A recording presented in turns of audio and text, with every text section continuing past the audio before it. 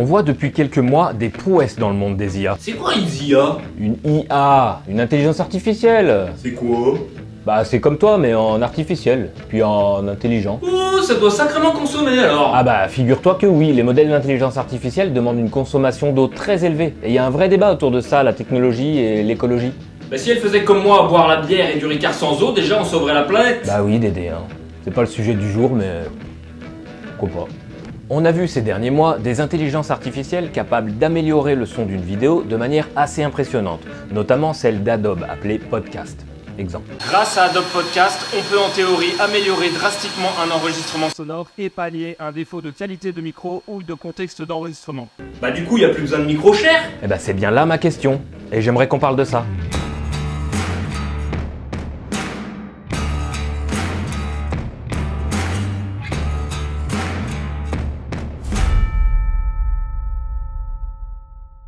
Pour tester ça, j'ai mis en place un petit protocole. Tester dans plusieurs conditions le micro interne d'un iPhone 13 Pro et le micro Sennheiser MKE400 à presque 200 €. Les comparer. J'imagine qu'il y aura forcément un écart de qualité, ça semble logique. Mais ensuite, essayez de réduire cet écart de qualité en appliquant des plugins d'amélioration de voix qu'on trouve dans des logiciels de montage et en essayant aussi avec la solution Adobe Podcast. Est-ce qu'avec l'énorme amélioration de la partie logicielle en production vidéo, on va pouvoir négliger la partie microphone? C'est une vraie question légitime car on a déjà pu voir par exemple sur les derniers iPhones, mais aussi sur les action cam style GoPro ou DJI Osmo Action, des systèmes de stabilisation tellement performants qu'on a quasiment plus besoin de stabilisateur. Oh, t'as l'air tellement pro quand tu parles.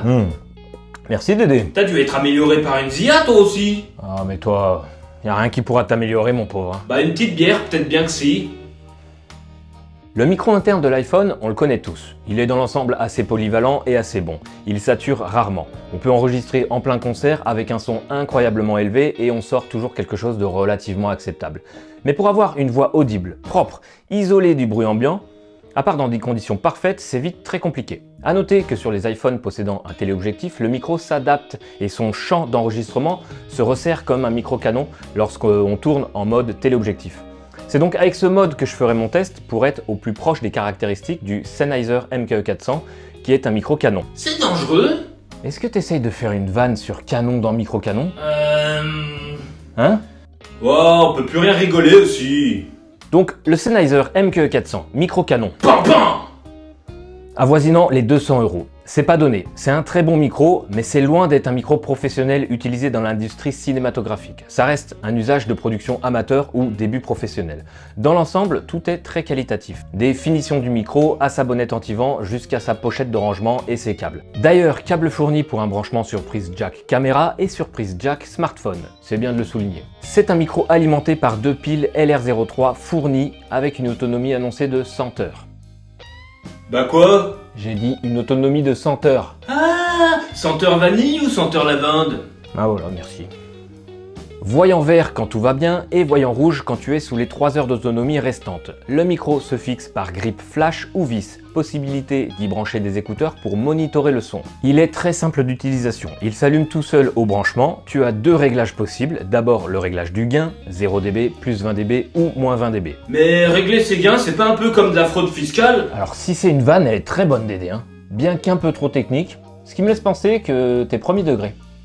Alors le gain, comment dire, pour résumer... Attends. Nico? Oui? Juste en 2 mots, tu peux définir ce que c'est le réglage du gain? Bah oui, c'est comme une fraude fiscale en fait. Mais putain!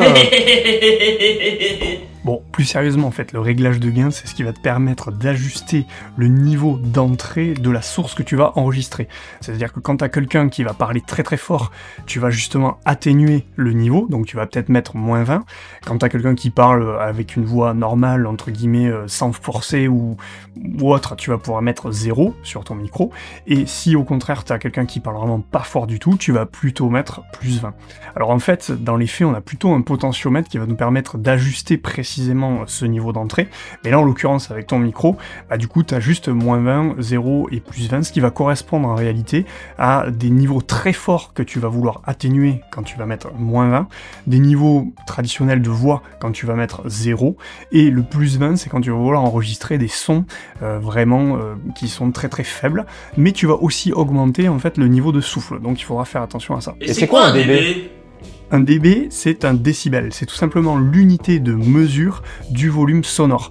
Ça a été établi il y a des années, de la même façon que le gramme ou bien que le kilomètre.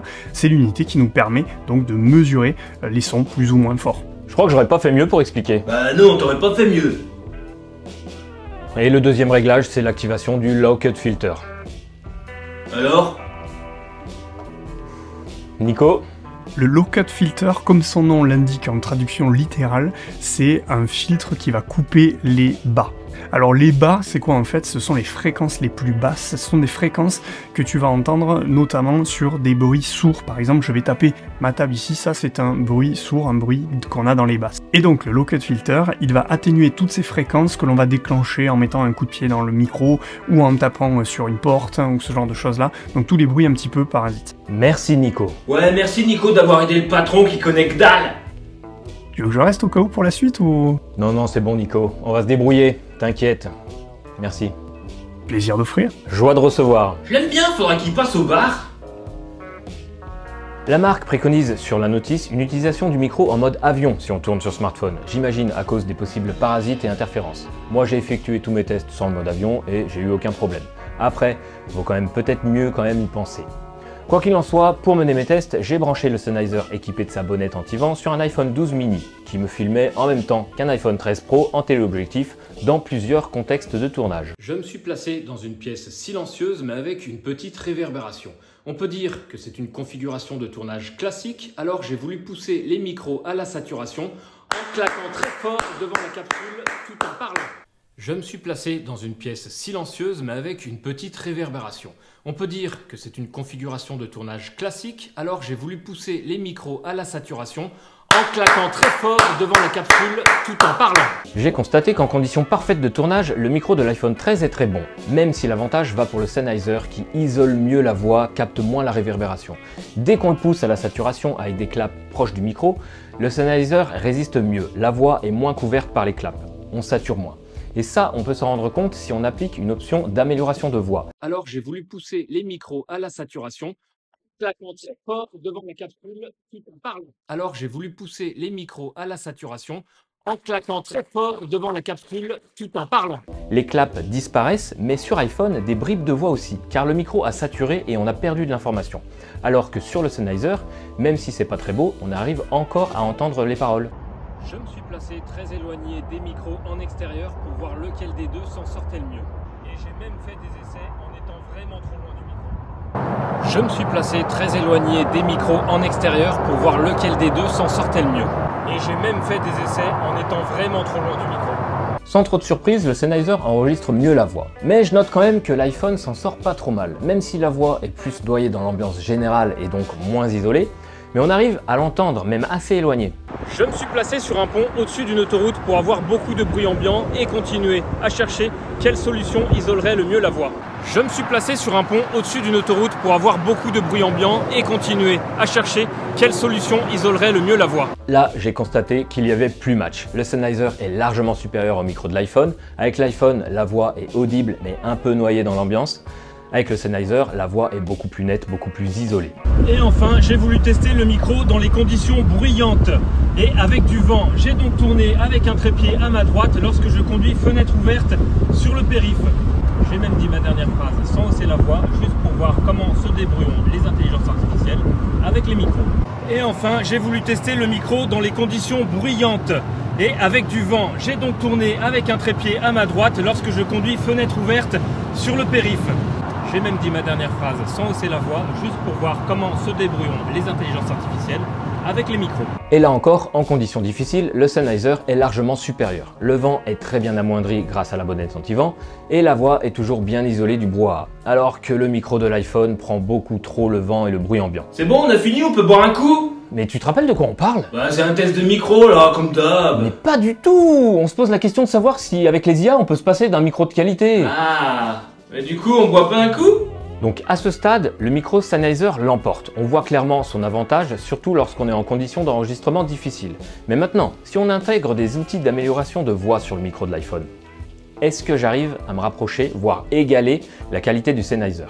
J'ai fait mes petits tests, je te les mets les uns à la suite des autres, et après on pourra faire des conclusions. Est-ce que j'arrive à atténuer la réverbération? Je me suis placé dans une pièce silencieuse mais avec une petite réverbération. On peut dire que c'est une configuration de tournage classique. Je me suis placé dans une pièce silencieuse mais avec une petite réverbération. On peut dire que c'est une configuration de tournage classique. Je me suis placé dans une pièce silencieuse mais avec une petite réverbération. On peut dire que c'est une configuration de tournage classique. Je me suis placé dans une pièce silencieuse mais avec une petite réverbération. On peut dire que c'est une configuration de tournage classique. Côté saturation, on a déjà vu que l'iPhone saturait avant le Sennheiser. Le module d'amélioration de voix de LumaFusion parvenait à supprimer les claps, mais dû à la saturation, on avait de la perte d'informations et du coup des pertes de morceaux de voix. Je te remets les comparaisons et on tente aussi avec Adobe Podcast. Alors j'ai voulu pousser les micros à la saturation en claquant très fort devant la capsule tout en parlant. Alors j'ai voulu pousser les micros à la saturation claquant très fort devant la capsule tout en parlant. Alors j'ai voulu pousser les micros à la saturation claquant très fort devant la capsule tout en parlant. Alors j'ai voulu pousser les micros à la saturation en claquant très fort devant la capsule tout en parlant. Est-ce que j'arrive à être audible, même très éloigné? Je me suis placé très éloigné des micros en extérieur pour voir lequel des deux s'en sortait le mieux. Et j'ai même fait des essais en étant vraiment trop loin du micro. Je me suis placé très éloigné des micros en extérieur pour voir lequel des deux s'en sortait le mieux. Et j'ai même fait des essais en étant vraiment trop loin du micro. Je me suis placé très éloigné des micros en extérieur pour voir lequel des deux s'en sortait le mieux. Et j'ai même fait des essais en étant vraiment trop loin du micro.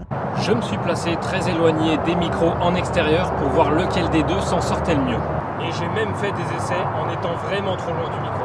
Est-ce que j'arrive à isoler la voix en conditions de tournage bruyant? Je me suis placé sur un pont au-dessus d'une autoroute pour avoir beaucoup de bruit ambiant et continuer à chercher quelle solution isolerait le mieux la voix.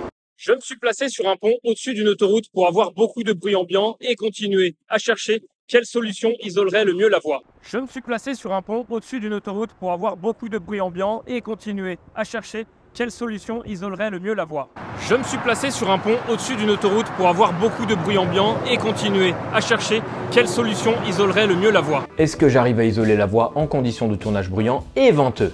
Et enfin, j'ai voulu tester le micro dans les conditions bruyantes et avec du vent. J'ai donc tourné avec un trépied à ma droite lorsque je conduis fenêtre ouverte sur le périph'. J'ai même dit ma dernière phrase sans hausser la voix, juste pour voir comment se débrouillent les intelligences artificielles avec les micros. Et enfin, j'ai voulu tester le micro dans les conditions bruyantes et avec du vent. J'ai donc tourné avec un trépied à ma droite lorsque je conduis fenêtre ouverte sur le périph'. J'ai même dit ma dernière phrase sans hausser la voix, juste pour voir comment se débrouillent les intelligences artificielles avec les micros. Et enfin, j'ai voulu tester le micro dans les conditions bruyantes et avec du vent. J'ai donc tourné avec un trépied à ma droite lorsque je conduis fenêtre ouverte sur le périph'. J'ai même dit ma dernière phrase sans hausser la voix, juste pour voir comment se débrouillent les intelligences artificielles avec les micros. Et enfin, j'ai voulu tester le micro dans les conditions bruyantes et avec du vent. J'ai donc tourné avec un trépied à ma droite lorsque je conduis fenêtre ouverte sur le périph'. J'ai même dit ma dernière phrase sans hausser la voix, juste pour voir comment se débrouillent les intelligences artificielles avec les micros. Mon avis est sans appel et j'aurais pas besoin de nuancer beaucoup. En partant d'un micro bas de gamme ou juste inadapté, on n'atteint jamais la qualité d'un vrai bon micro, même en appliquant toutes les améliorations ou intelligence artificielle qu'on veut.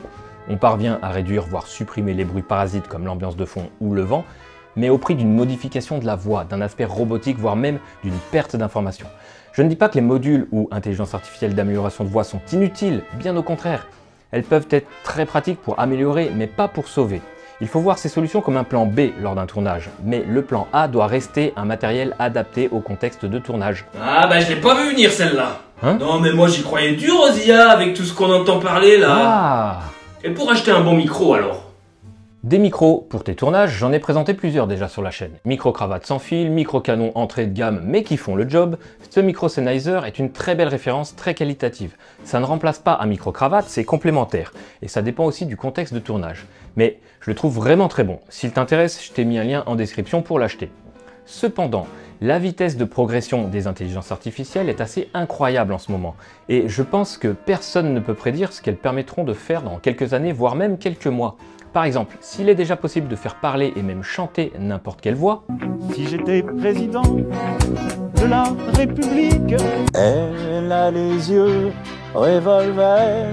Son capitaine et ses matelots n'étaient pas des enfants de salauds. Je me voyais déjà en haut de l'affiche, en 10 fois plus drôle que n'importe qui, mon nom s'étalait. Yo, listen up, here's the story about a little guy that lives in the blue world. On peut très bien imaginer dans quelques années une intelligence artificielle qui saura reprendre les voix, les reproduire quasi à la perfection et faire une sorte de doublage, le tout directement inclus dans le logiciel de montage. Il suffira que chaque mot soit compréhensible en entrée pour qu'en sortie, l'intelligence artificielle génère une piste son complètement créée. Oh, ça fait peur quand même. Bah, c'est un outil comme un autre, hein. À voir si on l'utilise pour faire un truc bien ou un truc mal. On remercie Nico pour l'aide. Et de rien. N'hésite pas à aller le retrouver sur sa chaîne, Nicolas Olivier. Il est prof de musique, il parle de musique, de numérique, de création musique avec des outils numériques. Il est bon, il est très très bon, c'est le meilleur. Ah oui, moi je l'aime bien. Puis j'ai l'impression qu'il boit pas que de l'eau, le jeune homme. Dédé, je te permets pas. Tiens-toi un peu, tu fais honte. Bah voilà.